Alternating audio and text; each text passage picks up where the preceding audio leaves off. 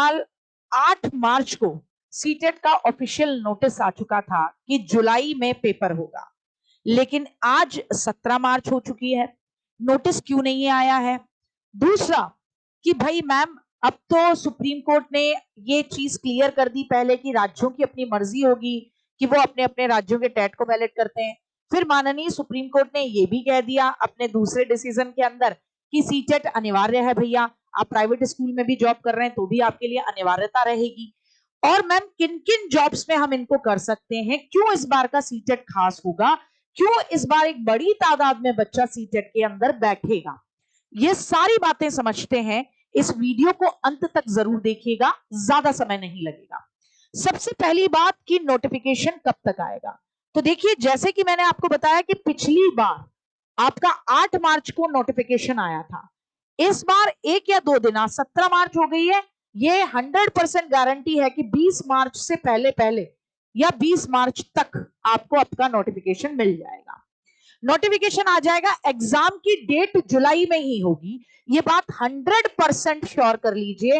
Exam की date आपकी क्या होगी, एग्जाम आपका जुलाई में ही होगा।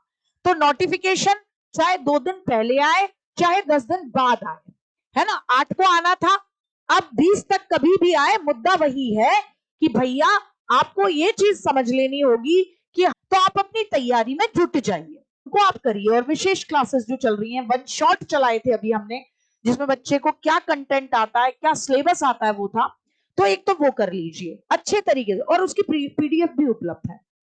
इस बार खास क्यों होगा सीटेट, रीजन वही, पहले माननीय सुप्रीम कोर्ट का जो ऑर्डर था वो कुछ और, उसके बाद जो ऑर्डर था उससे क्लियर हुआ कि सभी राज्यों में सीटेट जो है आपके लिए, वो राज्य की अपनी मर्जी है कि वो अपने स्टेट के एग्जाम्स में सीटेट को अलाउ करता है या फिर अपने राज्य के जो स्टेट का टेट है उसको अलाउ करता है।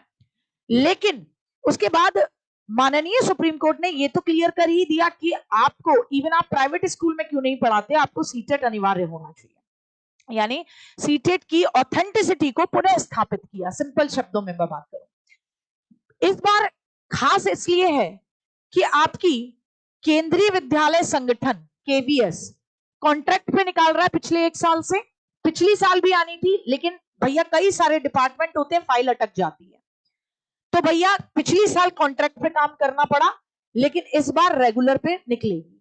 तो कौन भर पाएगा, जिसका सीटेट क्लियर होगा, केंद्रीय विद्यालय। सेम नवोदय विद्यालय संगठन सीटेट करा हुआ भर पाएगा।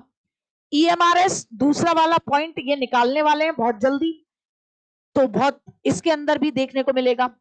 बीपीएससी में 4.0 की अगर मैं बात करूं तो अभी उसमें समय लगेगा, इसको पकाएगी बिहार की सरकार, तो इसमें इनकी अपनी मर्जी होगी बीपीएससी में कि वो सीटेट को वैलिडिटी देते हैं या बिहार टेट को वैलिडिटी देते हैं। ठीक है, तो ये अभी आपका केंद्रीय विद्यालय, नवोदय, ईएमआरएस, ये ऐसे एग्जाम है, DSSB, इन सब में आपको क्या चाहिए, इन सब में आपको सीटेट चाहिए भैया।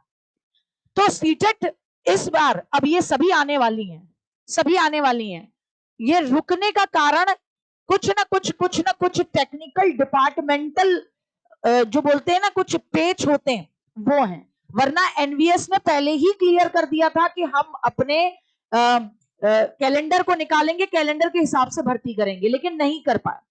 तो ये सब भर्तियां आपको देखने को मिलेंगी। इसके अलावा राज्य स्तर पर भी बेसिक एडेड कॉलेज में भर्ती होंगे 75,000 टीचर। शिक्षा विभाग भर्ती आयोग को जल्द भेजेगा अधियाचन।